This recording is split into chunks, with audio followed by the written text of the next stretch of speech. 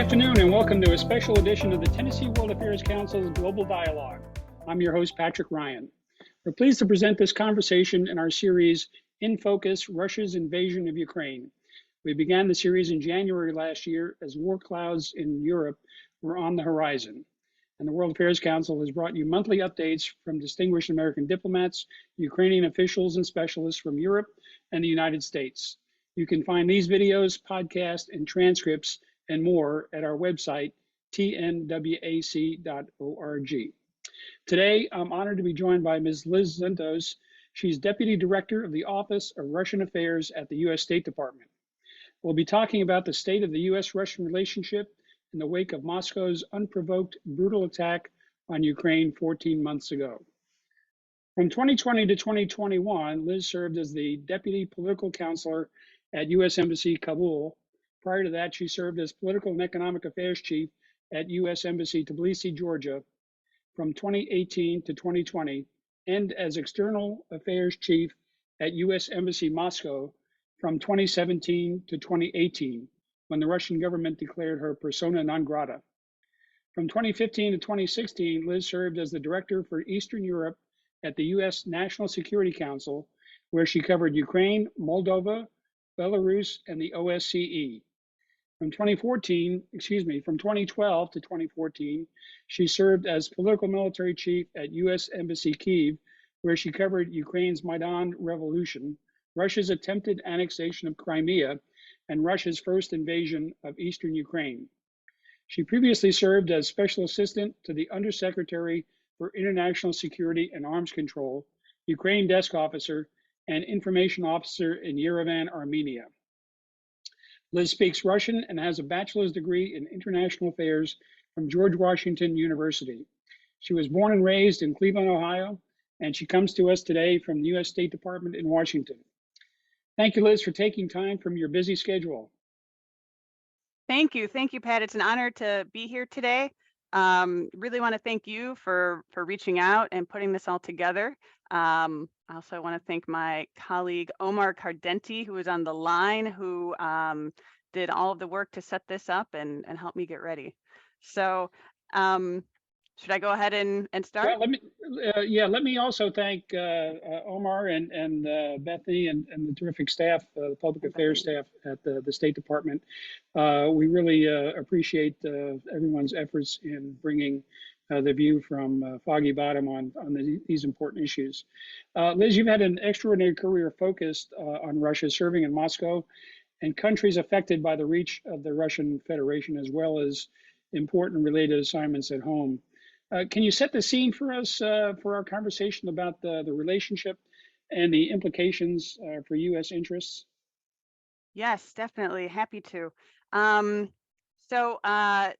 First, actually, before we go into it, I'll just say I have been a lifelong fan of World Affairs Councils in general. Just wanted to mention, I grew up in Cleveland. My father was a very active participant in Cleveland World Affairs Council's events, and I grew up hearing about those, and really contributed to my interest in foreign affairs, and then I went on to do this as my career. So thank you for what you all do. So starting the scene, actually, I guess I'll just go back to, it was the summer of 2021, so about a year and a half ago, when I started back here in the State Department as the Deputy Director of the Russia Desk. I had just left Afghanistan a couple weeks earlier, and it was actually about the time when the Taliban was taking Kabul. So I started here on the Russia desk, and it wasn't long after I started that we began to see signs that Russia was planning this war. And we began to see a buildup of forces and material. We also began to see indications, both in public statements and non-public statements, of Russia's intentions. And it was really that period then in the run-up to February of 2022 that, to be honest, for me, was the most intense, because that's when we started to realize that Russia really planned to invade a neighboring country full on. Russia, of course, had already in 2014 invaded part of eastern Ukraine and had taken a chunk of it. But we could tell that this was going to be different. And so we spent those months in advance of the war trying everything possible to find a way to prevent the war, to try to convince Russia not to invade. We also focused on talking to allies and partners and sharing what we knew with them and getting them on board with our approach to help Ukraine be ready for what Russia was planning to do and to try to convince the Russians somehow not to do it. Of course, we didn't succeed in persuading the Russians not to invade, but I will say, I think we really did make a big difference in establishing a really productive relationship, especially with allies and partners, and thinking through how we would respond if Russia did it. And we were ready this time. Yeah, I worked on these issues back in 2014 when Russia took Crimea and first invaded eastern Ukraine. And we did not believe they were going to do it then. And we were not as prepared. So at least this time we were more prepared.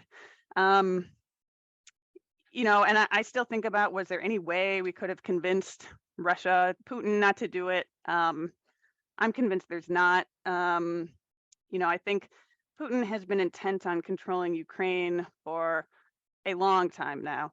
I think he sees Ukraine as essential to him maintaining his own power in Russia. Successful pro-Western democratic Ukraine on its border, he sees as a threat. He sees the Russian people, looking over there and seeing a Ukraine where people have more of a say and can go on the streets and protest and demonstrate for what they want. And he fears that spilling over into Russia. So he's been intent on Ukraine being controlled by Russia, in my view, since he's taken power. And we've seen that repeatedly. I think he also, of course, he sees this, in my view, as a way to get retribution for what he sees as the not right breakup of the Soviet Union. He's stated publicly, of course, that he sees the fall of the Soviet Union as the largest historical tragedy. And so, I get the sense he has felt Russia has been wronged for all of these years by the West, and this is his way to make up for that. As I said, I think, my view is that Putin has been working towards this for a long time. The clearest example, as I mentioned, was 2014 when he first invaded eastern Ukraine. So why did he do that? And then why did he stop for a while? I think, his goal was always to undermine the pro-Western Ukrainian government. He thought that taking Crimea and invading part of eastern Ukraine would be enough, in my view, to undermine the pro-Western government and for a pro-Russian government to be able to come in Ukraine. But I think he realized 8 years later that wasn't happening. His plan was not working, and in fact, Ukrainians were becoming more anti-Russia and more pro-Western, and so that's when he decided to engage in this full-scale invasion. But if I could just, pull out and just speak a couple minutes a little more broadly about what this all means. I just want to emphasize that while we talk about Russia's war against Ukraine, this is a broader issue. It isn't just about Ukraine. It's about one country's attempt to undermine the global rules-based order, and that affects all of us and all of our security, including U.S. security. Through his more than 12 months of full-scale war against Ukraine, Putin has attempted to wreak havoc on European security, redraw the borders of a sovereign nation by force, disrupt the international rules-based order, and devastate the lives of millions of people. And so when we're thinking about this situation, I think it's important to pull back and think about how, if Russia were to be allowed to succeed in this war, that would show the world that countries can take parts of other countries by force. And that countries, governments, and individuals would not be held responsible for for war crimes and crimes against humanity. And so, I think when we're considering this conflict, we have to think more broadly about the global implications, and that's very important. I will just speak a little bit longer and then turn it over to questions, but I wanted to talk a little bit about the way forward, the way ahead. So, I mean, the good news here is that Russia did not take Kyiv in 3 days, as many people thought it would, right? Putin failed at his primary objective of subjugating Ukraine, and he will continue to fail because of Ukraine's strong resistance and a unified worldwide response to Russia's aggression. I think that the training and the assistance that we started giving Ukraine after Russia's 2014 invasion has made the world of difference. And of course, Ukrainians continue to inspire us with their bravery and their courage. And they continue to defy all expectations in beating back the Russians. So most important moving forward, I would say, is maintaining our resolve and support for Ukraine and our commitment to undermining Russia's war machine. So since the beginning of the war, our goal has been to give Ukraine the means to resist Moscow's aggression, defend its sovereignty and territorial integrity, and be in the strongest possible position at the negotiating table. And so those continue to be our goals that we're working towards here. To achieve this, we are focused on helping Ukraine survive and defend itself, but also on pressuring and imposing costs on Russia so that its leadership realizes at some point that the only viable solution for it is to end this war. And so, basically, if I had to name sort of the 4 areas that we're most focused on here in achieving these goals, I would say it's assisting Ukraine, both its military and economically. It's using sanctions and other economic means to hurt Russia's ability to wage this war. It's isolating Russia so that it sees that it is not being accepted into the international community, and so that it feels that pressure.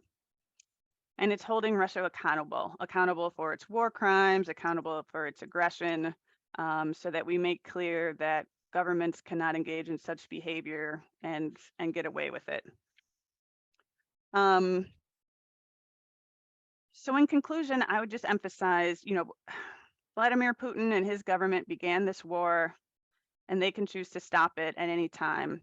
And so, our goal here is to pressure Russia and to also offer, opportunities for communication until Russia understands that ending this war is in its interest. And so, this is really, I've worked on this part of the world for 20 years now. In my view, this will be, a defining moment and challenge for the international world order and for our own security. And so most important is to band together and persevere. We're already, doing that with our allies and partners. And so I think it's really critical that we keep the focus on what's happening, not let Ukraine fatigue set in. The fight will be long, but I think this will really define the foundation of our future security. And as long as we maintain our commitment and our focus, I think that we will persevere, and the goal, again, the overall goal is to ensure Russia's war against Ukraine is a strategic failure for the Kremlin, so that we don't see this happen again. So let me leave it there for now, and happy to talk about all sorts of things. Great.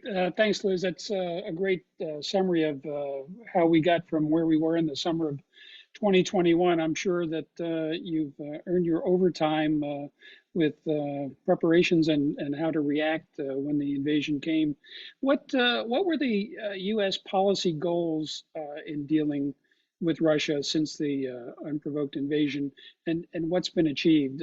You talked about the 4 foundational approaches to dealing with this, but were there specific policy tools and steps that your preparation put in place?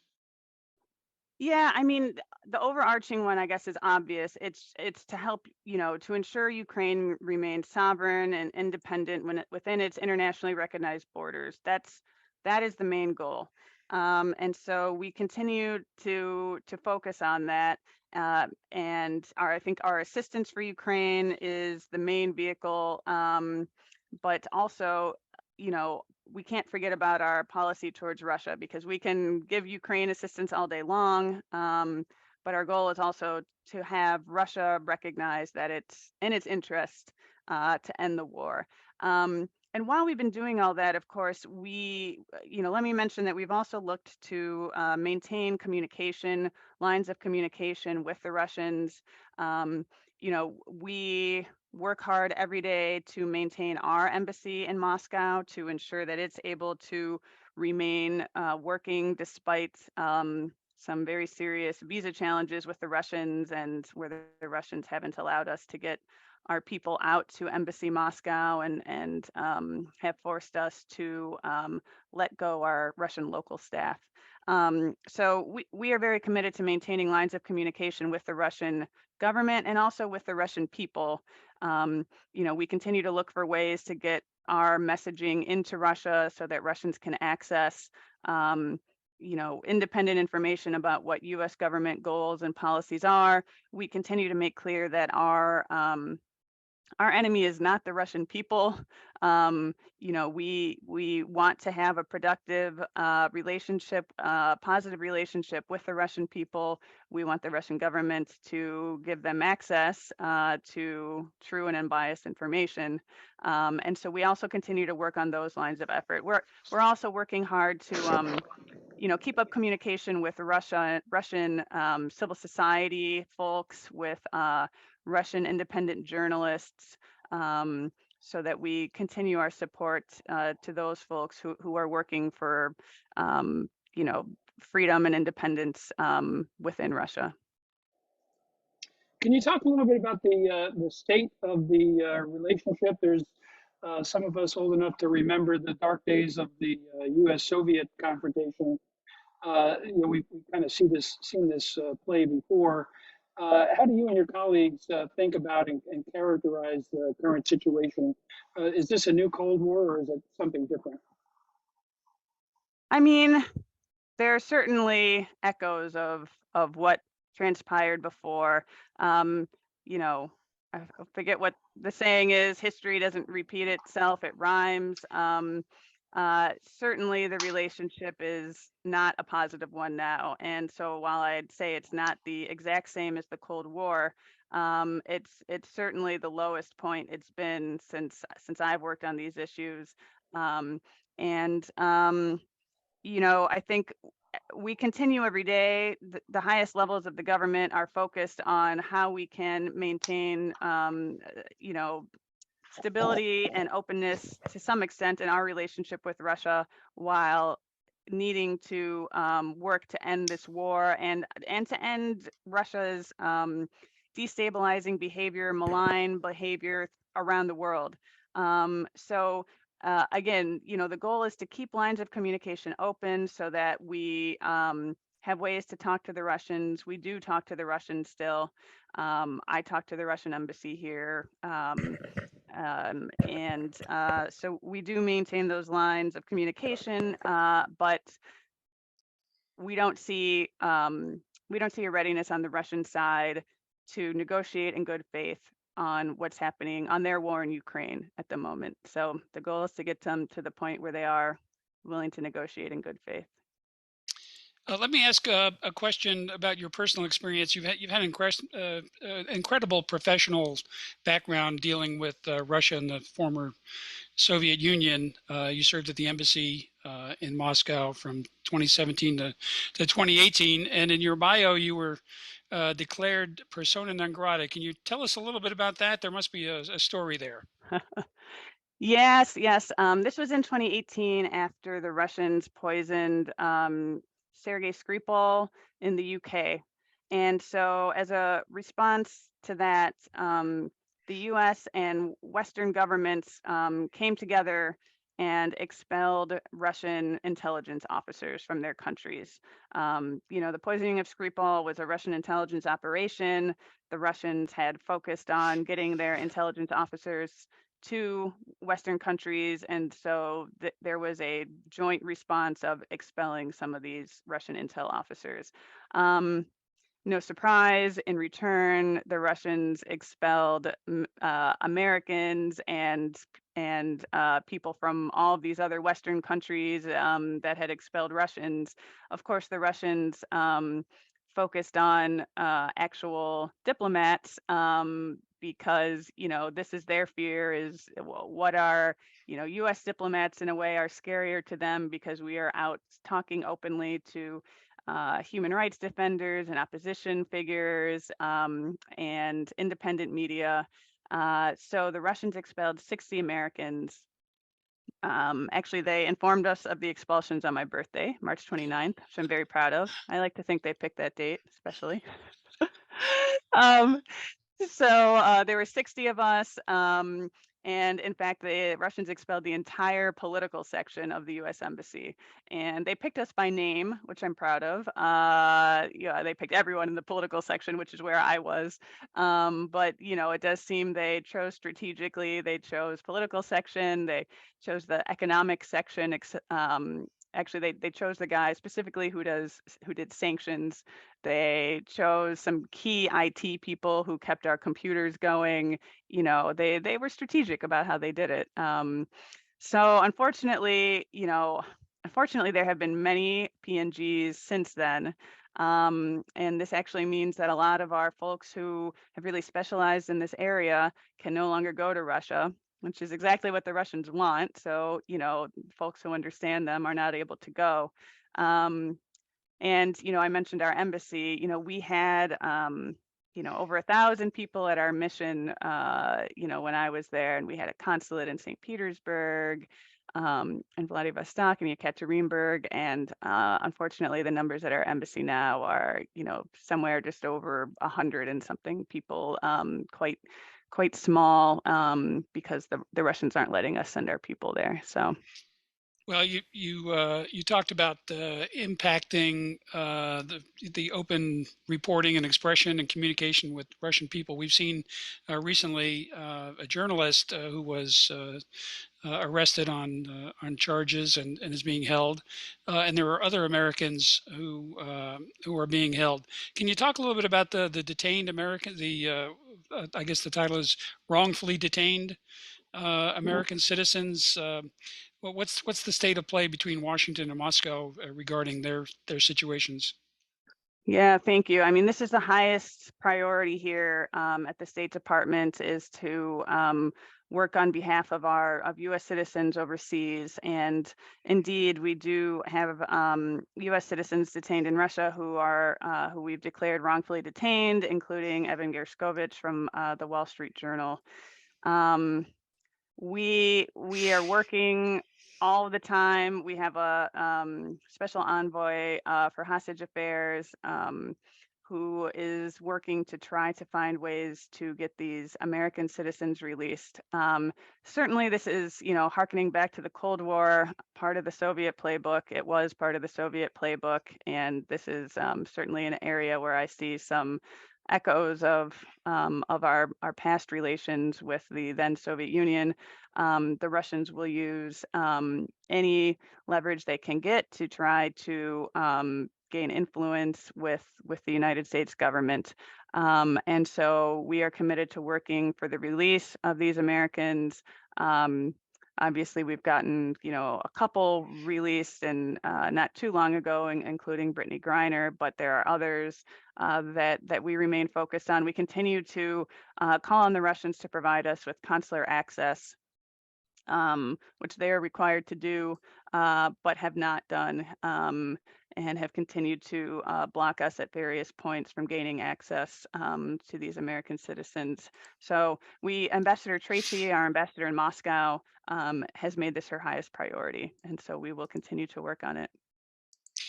You mentioned your colleague who was responsible for sanctions in the political section, being PNG along with you and your other colleagues serving in Moscow. Can you talk a little bit about the sanctions that have been levied subsequent to the invasion of Ukraine? It seems, we hear in the news the U.S. has imposed sanctions, and you kind of get the impression, okay, that's one and done. But apparently, there's so many complex layers of interactions that there seems to be an endless supply of things that can be sanctioned. Uh, Yes. where are we now, and how effective have we been? I understand that the focus has been on finance, energy, and military technology. What's the report card on where we are? Yeah. Yeah, sanctions, so complicated. Yes, an endless ability to or need to close loopholes and end evasion. Um, so of course, the central objective of our sanctions and our export controls is to limit Russia's ability to support its war by reducing Russia's revenues, making it harder for Russia to use its remaining resources effectively to support its war effort, and denying access to critical inputs to Russia's military industry. So this is the goal, and we've tried to really focus our sanctions so that it targets these areas, so that it targets Russia's military industrial complex and ability to wage war. Um, I think a lot of people had hoped or thought that as soon as we applied sanctions on Russia, we would just see the collapse of the Russian economy the next day. Um, but I think I'm not a sanctions expert. We do have them in the department. It's not me, but and especially at Treasury, those are our real experts. Um, the goal wasn't to collapse the Russian economy the next day, and it remains not the intent. We also continue to have, carve outs for medicine and food and humanitarian goods and things like that. Um, but so I would say, I think our actions have been successful, and they're going to continue to, I think, have more of an effect as time goes on. We all wish sanctions effects would be instantaneous. But that's not how they work. But our actions have isolated Russia from the international financial system, immobilized major portions of its sovereign reserves. They put downward pressure on Russia's most important revenue source from energy exports, and dramatically reduced access to critical materials and technology necessary to supply Russia's military. And we do see, Russia trying to find other sources of components and systems and weapon systems now. We continue to do what we can to close any loopholes, to go after anyone who is violating sanctions, and to put pressure on countries not to provide Russia with such materials. And to use sanctions as a deterrent to countries who might consider doing that. So we continue to work on this. Meetings all the time on sanctions. More sanctions will be coming. So The energy piece is particularly interesting. Apparently, the Europeans have been very good in cutting back the Nord Stream pipeline before it was attacked, was cut off. But Russia has found other markets for its energy exports. I think John McCain famously called Russia a gas station with nuclear weapons, and they're continuing to work with OPEC and others to evade sanctions on the energy market. So I guess that complicates the situation when other countries are buying Russian oil on the cheap. yeah, it's true. I mean, they're a major source of energy resources, which makes this so much harder. But I will say, we've done things that I never imagined we would be able to do as far as decreasing Europe's dependence on Russian energy. And so I do think that is making a difference and will make a difference. But it's true. I mean, Russia's got other countries right now that it looks to, and so that makes it harder for the sanctions to have as much of an immediate effect. But But again, I mean, we've taken unprecedented steps. European countries have taken steps we never thought they would to decrease their dependence, and we have been trying to help the Europeans to take those steps as best as we can. So we're gonna keep working on that also. Let me ask you about the run up to the invasion, and particularly the use of intelligence in public diplomacy. In advance of the invasion, Secretary Blinken announced to the world that we believed, the United States believed, that Russia was in fact going to invade Ukraine, and it was greeted with skepticism even in Kyiv up until the actual day of the invasion, I understand. We've also, earlier this year, publicly disclosed that we knew China was considering sending arms to Russia. Is this a departure from normal public diplomacy to use more intelligence reporting to inform and convince allies and our public of these kinds of episodes? Yeah, I do think that it's a very positive step, and that are doing more of this than we had done previously. When we started to be able to read some of this intelligence here, it became clear that Russia's playbook is to deny and obfuscate, and we realized we have some insight into what Russia is doing and what it's going to do next. So by being able to share some of this, we're able to take Russia's playbook away from it. You know, Crimea 2014, Russia claimed, oh, these are not Russians who are invading Crimea. They're not wearing Russian uniforms. We don't know who they are, right? Uh, this time we didn't let things like that happen. We said, we know what Russia's going to do. We know they're going in. We know this is their plan. And so I think we were able to use that both effectively publicly and then effectively with partners and allies. And even though it's true, we didn't convince everyone of what Russia was going to do, I think we were able to share enough where we at least got to the point where we were able to have those conversations of, okay, well, what if? What if Russia does this? At least, let's talk about what we're going to do. Even you don't think it's likely, but what if? And then what are we going to do? And what are we going to have ready? And that really made a big difference. Of course, you've got to balance, trying to protect sources and methods at the same time, so that we're not exposing where we might be getting some information. But I think this time we were really able to work well together with the intelligence community to determine what would be the most effective to share, and how we could use that to then take specific steps to get ready for what we saw coming next. So, and I think, yeah, we're trying to do the same in other instances, and including with with China and Russia. We continue to focus talking to the PRC to explain publicly and to them that lethal is going to change things and how we approach this situation. And so we're continuing to also try to, again, share with our partners and allies what we see happening, and then all go in together and together make the argument of the PRC should stay away from providing lethal assistance to Russia.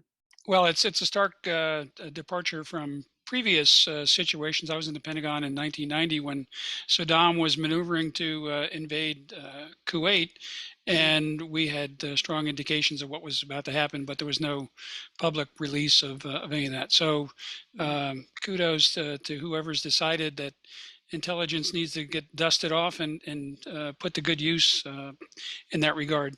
We have a question from Donna Hefner about the U.S. actions immediately after intelligence tipped off that Russia was moving towards an invasion. And she asked why the U.S. didn't act immediately to fortify Ukraine, to react, that we were reacting instead of acting preemptively. I don't know if that has something to do with Kyiv not believing the news. Well, I mean, I guess depends on your definition of fortify. I guess in our view, I Right. mean, we had been giving, huge amounts of security assistance to Ukraine since 2014. And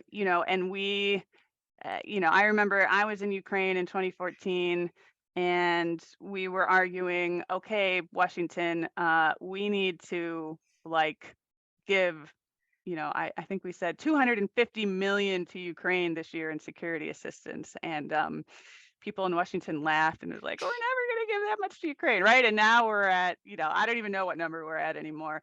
And so as we've, increasingly understood what's going on, what Russia's intentions are, what the situation is, we have continued to increase security assistance.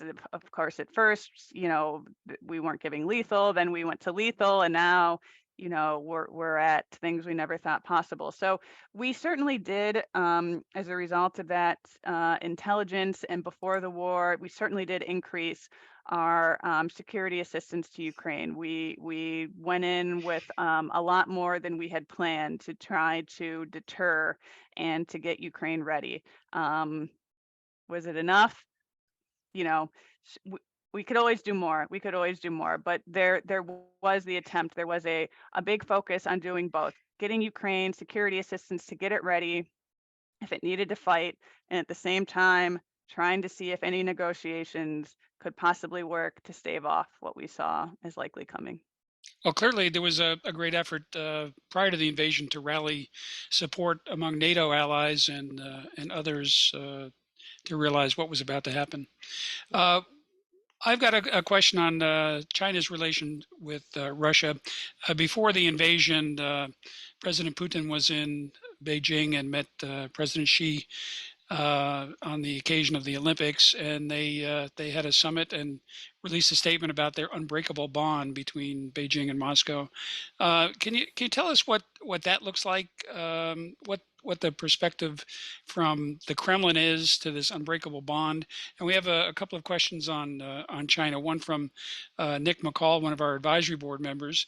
He wanted to know what state perceives as China's interactions and ostensible support for Russia, and what that portends for the U.S.-China relations. I know you're not a China person, but from the view of Russia, what does that mean? And Jan Kreitler asks, does China really want to be a broker for peace? What is it up to? Yeah, Couple of questions in there. yeah, good question. Maybe I'll start with the last, and I think that'll answer the others as I go. I mean, China. Well, yes, and first I should say I am not a China expert. So I will answer based on my Russia expertise and an attempt to understand China, and having spoken with China colleagues here.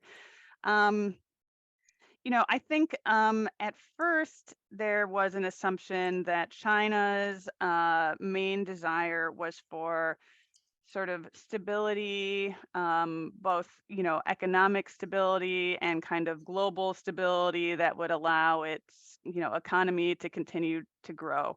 Um, and so I heard a lot of people speculating that, China in the end wasn't going to support Putin's war because it wants stability. Um, I think China has been much more supportive of Russia's war than some had expected. Um, and, I think that's both in terms of what it's been willing to give to Russia for its war, and also rhetorically and by visits and statements. Um, on the other hand, we haven't seen China go all in, and China continues to attempt to present itself as wanting to be a broker of peace. My view, would China, would PRC want to be a peace broker? Of course, a lot of countries, by the way, are wanting to be a peace broker. Of course, but would it support a peace agreement that would lead Ukraine to being sovereign and independent and have long-term stability? I am doubtful of that. I think, it is, again, not being a China expert, it does not seem to be in the PRC's interest to resolve things in a way that would ultimately not help Russia and would help. They would see it as helping the West. I think, Putin and Xi, as far as I can tell, have their common interest is in um, ending what they see as this attempt at a unipolar world with the United States in charge, right? They want a multipolar world and they want to undermine the current system. And so I don't see why it would be in Xi's interest, in China's interest, to broker a long-term agreement that would sort of confirm Ukraine's territorial integrity and its international borders, and that would ultimately undermine Putin. But I think there's a desire to not completely, poo-poo any country's desire to help broker peace. If China is really willing to try to get both sides on board with principles that we would agree with, okay. We hadn't seen, any communication between China and Ukraine at a high level until just, was it yesterday or the day before? So, I mean, that's at least a positive development that there was some communication. But until then, this peace plan, China had only discussed it with one side of the party, and that's the aggressor. So I remain quite skeptical about any ability for China to really play a role as a peace broker. We have a question about the international coalition that has been assembled, and clearly NATO is all in, and it's interesting that there's been talk that the invasion was precipitated by NATO's expansion to the east, and as a consequence of the invasion, we have one and likely a second new member of NATO. But the question is about international coalition building, that it apparently has been a success. Where do we need to go next? And a second piece of the question, what about pushback within the United States for the ongoing support to the United States? You alluded to the large numbers of dollars that are being given, and we do have some people who are concerned about getting involved in a long drawn out episode there. Yep. Yeah, definitely. I mean, both are true. We need to, I think, focus both internationally and within the U.S. To make sure that we are internationally continuing to strengthen our coalitions, partnerships, that we're continuing to share information, that we continue to make clear that this is ultimately Ukraine's war. It's for Ukraine to decide how it ends. Nothing about Ukraine without Ukraine, is the slogan we go back to all the time. And so, where to go for here? I mean, I think we need to finish our NATO enlargement with our two new members. We need to finalize that, and we need to continue. I mean, we've got challenges, of course, around the world, and even within Europe, and certainly Turkey remains a challenge. Sometimes very helpful, sometimes a challenge. That's a very complicated relationship that I won't pretend to be an expert on. Hungary obviously continues to be a challenge on some of these issues. I think we need to keep working at that, trying to bring them on board with what we want to do in supporting Ukraine, and continuing to pressure Russia. And then domestically, continuing to work with the Hill. My colleague next door is actually out at Capitol Hill right now, talking with both the Congress and the Senate, and both Democrats and Republicans, to try to ensure that we're communicating, that we're explaining what our goals are at state, that we're listening to Congress's views and what they think we should be doing, that we're telling them what our next steps are, how we plan to use money that they, of course, are in charge of ultimately. And so I think that relationship between the executive branch and Congress also really remains critical. Well, let me turn to a news story a couple of months ago, earlier this year, the International Criminal Court issued an arrest warrant for President Putin over the Ukraine war crimes. How does that complicate bilateral diplomacy? I would argue that this helps overall. So accountability to me is the answer of how we don't let this happen again and how we ensure that governments and people feel consequences for their actions. So, however this war ends, we then would need to think about, of course, we will need relations with Russia. The United States needs to have a relationship with Russia, both nuclear powers, et cetera, et cetera.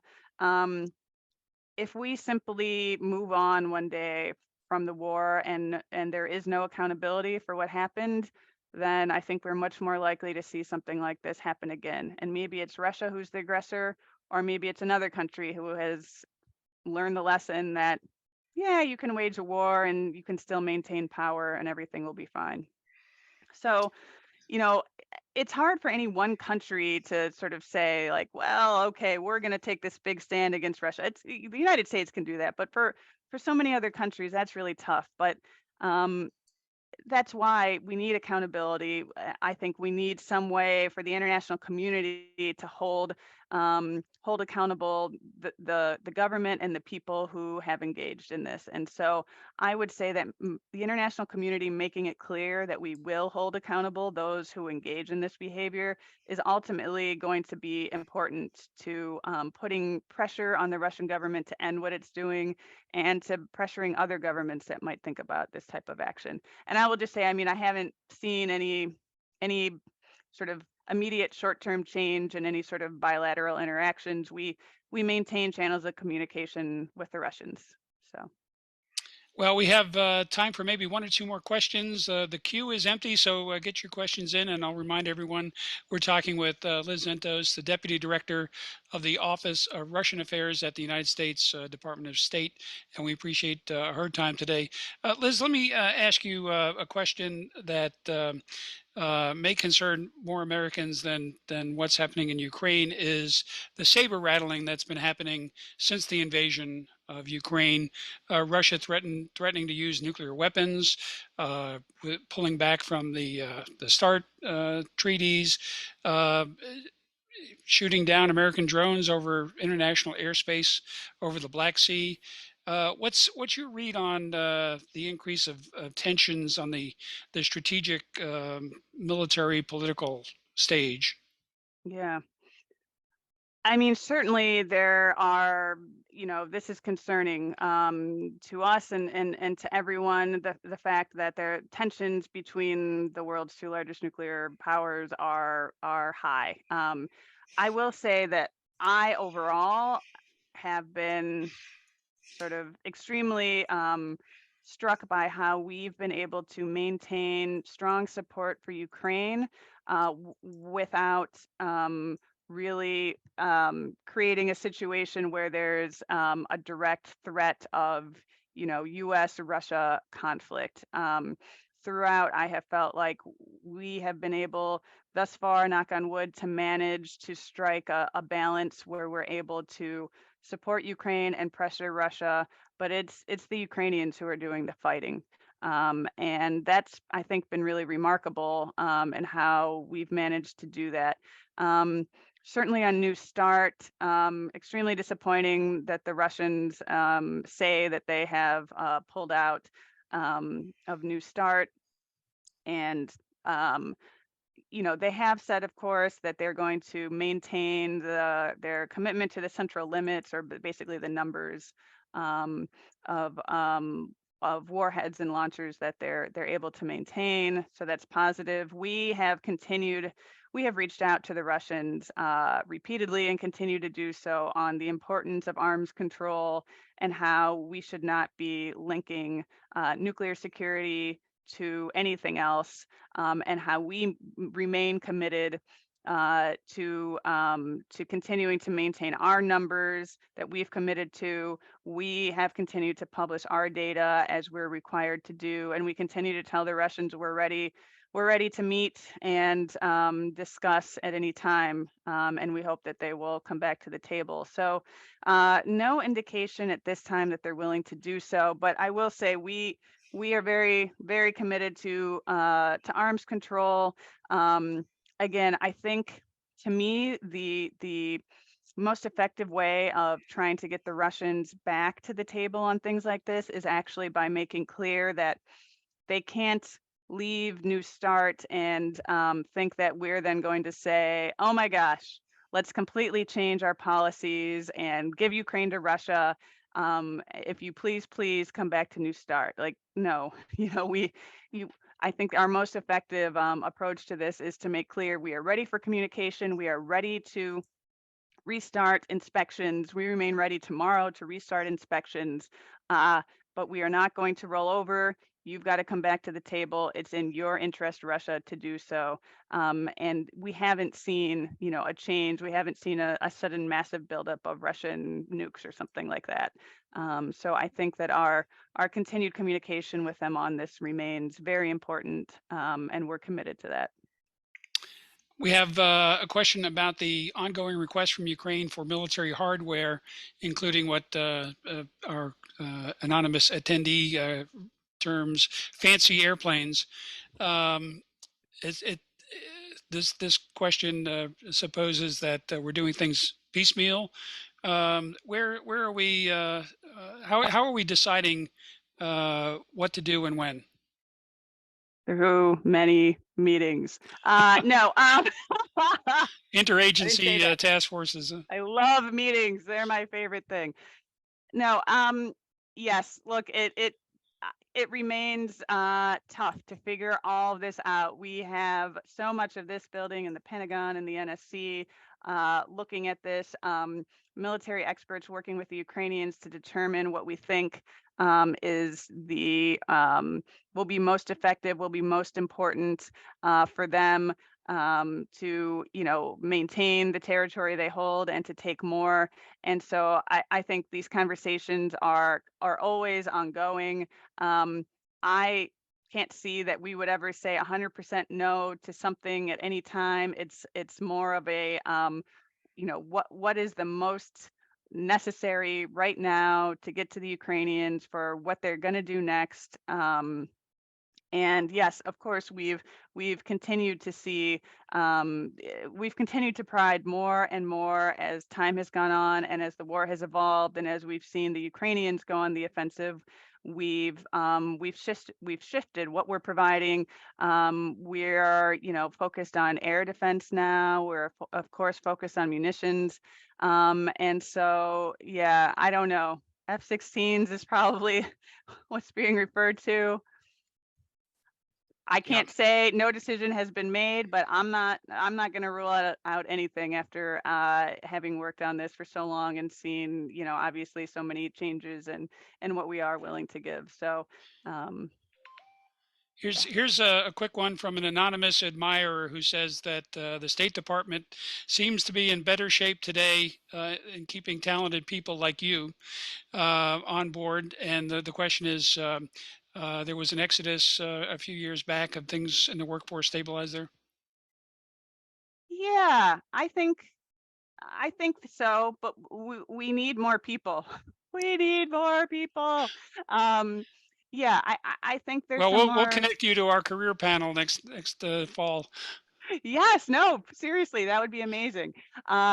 Yeah, no, things definitely feel more stable. We've had one Secretary of State for a while now, and fewer major shifts, and I think right now more of a feeling of a little bit of protection. Hopefully being pulled less into politics. That's for a career bureaucrat, the worst feeling is to see someone from either political party try to pull you in to support their side or the other. So as much as we can avoid doing that, I think that really gives our State Department more space to be able to maneuver and do what sort of apolitical career bureaucrats think is most effective. So I feel less of that now, but I will say, I mean, we are just perpetually short-staffed, and not to say that other agencies are in an amazing place, Sure. but yeah, we could definitely use more people. I know there is a big hiring push right now, so please do urge Tennesseans to to We ju- apply and take we the just had a exam. career panel, and the diplomat in residence in Atlanta, Sal Hernandez, spoke Oh, great. eloquently about career opportunities. So Yes. we're doing our best here, And and we have internships that are paid now, finally, finally. So if there are university students, please urge them to apply. We're finally, compensating people for their work for very good. internships. And I'll share that World Affairs Councils share your spirit of nonpartisanship. Let me ask one last question before I ask for your closing comments. And that is similar to the China question, but it deals with India. India has been trying to play both sides. They're getting a lot of energy from Russia. We have an alliance of sorts with India through the Quad and other relationships that are important, but they seem to be sitting on the fence regarding the Ukraine invasion. What insights, if any, can you share about India's thinking on the Ukraine invasion? Yeah, I mean, not an India expert, but I would say they are a top priority when we're thinking about, we think all the time about engaging, fence sitters, and other countries who have not voted with us recently, for example, in the UN, or who we see engaging in continuing to purchase Russian weapons. We continue to ensure we're pointing out to them the downsides of this, what this could mean for their security moving forward. Also pointing out to countries that perhaps Russian weapons have not performed as well as some might have expected, and they might want to think about this when deciding who they buy their weapons from. Certainly with India, there's a lot of history there, including from the Cold War, that affects the relationship there, and that we continue to try to work through. But a key country on this issue and everything else, and we'll keep working at it. Okay, that's a lot for us to absorb. I'll tell our audience that if they want to hear it all again, we'll have it archived in video, podcast, and transcripts on our website. Liz, any last thoughts you'd like to share?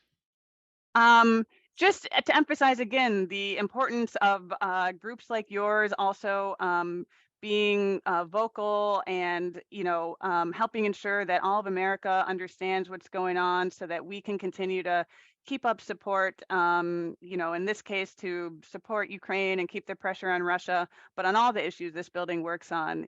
It's so important to have people across the U.S., not just in Washington, who care about this and who are focused on it. And so then that trickles to Congress, which also cares, and then we're able to work together. So thank you for what you're doing on this. Well, thank you so much for your time and dedicated service. And thanks to your father for exposing you to the Cleveland World Affairs Councils. We have some great friends there. Oh, good. Terrific World Affairs Council. All the councils work closely together. Yeah. So we're very grateful to you today for your time. I know your schedule with all those meetings and thinking about the future must be really a taxing day for you. So we appreciate that, and better luck on your future birthdays. It's a badge of honor. Badge of honor.